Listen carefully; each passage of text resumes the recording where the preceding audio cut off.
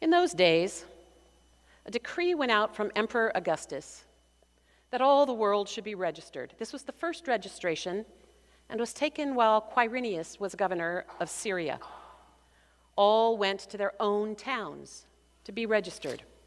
Joseph also went from the town of Nazareth in Galilee to Judea, to the city of David called Bethlehem, because he was descended from the house and family of David.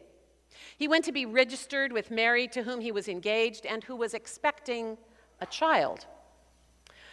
While they were there, the time came for her to deliver her child, and she gave birth to her firstborn son and wrapped him in bands of cloth and laid him in a manger, because there was no place for them in the inn. So I think I know what you're thinking. I think you think that what I'm thinking is that you're wondering what I'm going to say and how long is it going to take me to say it. But actually, I'll bet most of you aren't thinking that. I'll bet most of you are still thinking about your Christmas shopping. You're worried that you forgot someone, right? Well, you did. And on the 28th, you'll remember who that was. And maybe you're wondering if they'll like what you got them, even more than you're wondering if you're going to like what they got you. You're wondering if they're going to like what you got them, because the last thing you need is your spouse saying, "Oh, you angel, just what I needed to exchange for what I want." I mean, do you remember how awful it was to get those gifts, usually from Aunt Maud in Portland? And then you had to write those little kid thank you notes, even if you were 24, that said, "Thank you so much for your Christmas present. I always wanted a pin cushion, but not very much." What's the adult equivalent? The adult equivalent is when you check with your Presbyterian neighbors to find out when their rummage sale is, so that none of your Methodist friends find out that you put their gift in a Methodist rummage sale. So you see, I do know what you're thinking. It's still about this gift thing, isn't it? And that's okay. You're not wrong. Christmas really is about the gifts, receiving and giving gifts.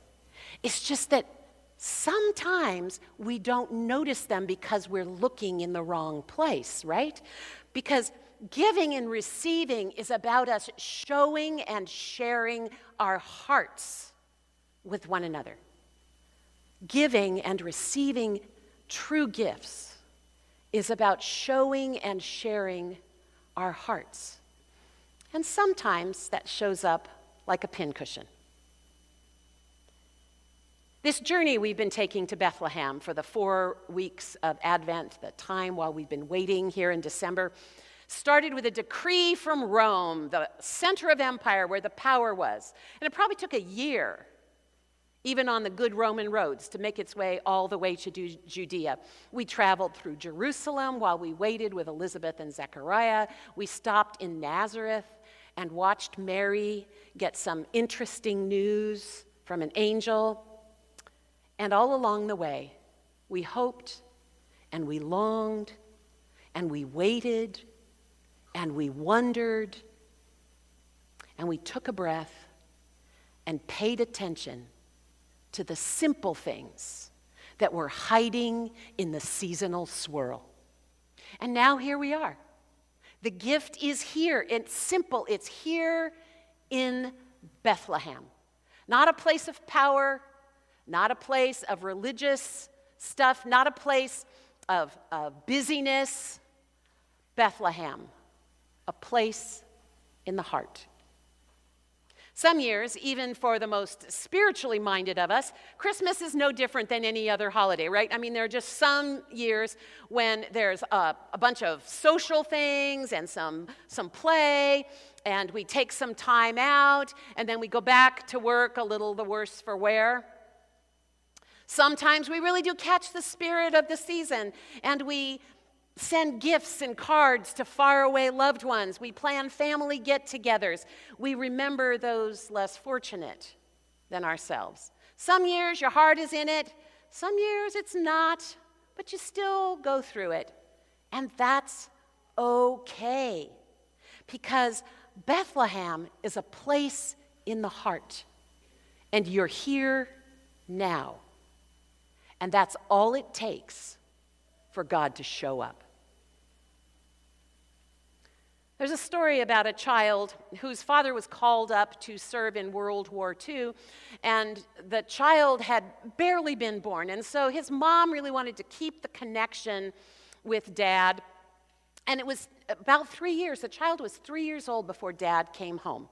And in the meantime, every night the mom would sit with her son, and they would say prayers together, and then she would say, "Now kiss Daddy goodnight," and he would run over to the bureau, and he would take the picture of his dad, and he would kiss the picture and put it back up, and then he would tumble into bed. Mom would tuck him in, and he would go to sleep. And then one day, Daddy came home, and he helped with bath time. And he sat by while his son, his 3.5, 4-year-old son, said his prayers. And then Mom said, "Now kiss Daddy goodnight." And the little boy ran over to the bureau and picked up the picture and kissed the picture, leaving his father with empty, open arms. You know, something like that happens every Christmas to one degree or another. Sometimes we just kiss the picture. Right? Sometimes our heart is in it. Sometimes it doesn't feel like our heart is in it. That's okay. Because Bethlehem is a place in the heart. And you're here now. And that's all it takes for God to show up. The gift is always given, whether you're feeling it or not. Even if you've been too distracted to get ready, and your house hasn't got a single Christmas decoration in it, and all you've got in the refrigerator is boiled eggs. Even if this year it was just all too hard for you, even if you wanted to and you couldn't find time, your heart is God's business. It's okay if your heart wasn't in it, because God is in your heart anyway. Bethlehem is a place in the heart, and you're here now. And that's all it takes. It's easy to get caught up in the drama of the story. It's so evocative. There's a miracle, and there's a baby, and there's angels, and there's really good music. But here's my question. What about the donkey? Right? What about the donkey? A humble beast of burden. I mean, yeah, I'm just hearing the Rolling Stones, right? A beast of burden. And most of us feel that way sometimes, right? We just feel like that, we're just trying to grind it out day after day. But we forget him as soon as Mary and Joseph get to Bethlehem. But he's there. He's throughout the whole story. He's there, shaggy-coated, dusty, unglamorous, a little bit noisy. There with the angels and the songs and the kings and the sheep, just the donkey. And it helps us remember that Bethlehem is a humble place. The birth is a humble birth. We focus on angels and kings and glorious music, but what about the donkey? What about the donkey? Because the donkey's there in places in the world where there's hurt, bearing burdens. What does it feel like when humanity's falling apart? What does it feel like when there is suffering? When your home has been bombed or you can't feed your children? The donkey's there. Bethlehem is a place in the heart. And you're here now. And that's all it takes. God is still in the stable. God is in the watching eyes of a humble donkey. God is still the God who wants to come to your stable no matter how humble it feels to you this year. And why does God go to all this trouble for the humble, the unknown, the difficulties and the unfairnesses of the world? Why does God pay so much attention to that?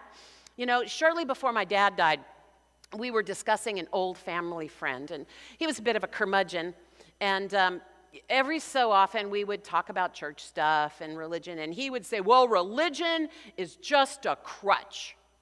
Religion is just a crutch. And then I heard a theologian say the most brilliant thing. Because the answer is yes, absolutely.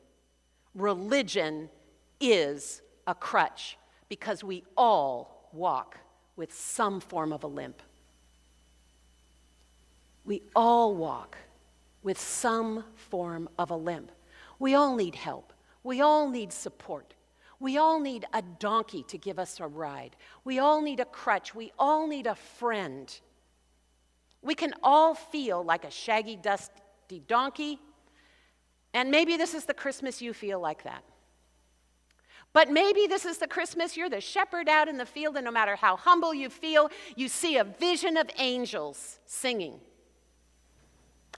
Yeah, religion is a crutch. Thank God, because without it, we're not getting anywhere, because everybody walks with some form of a limp.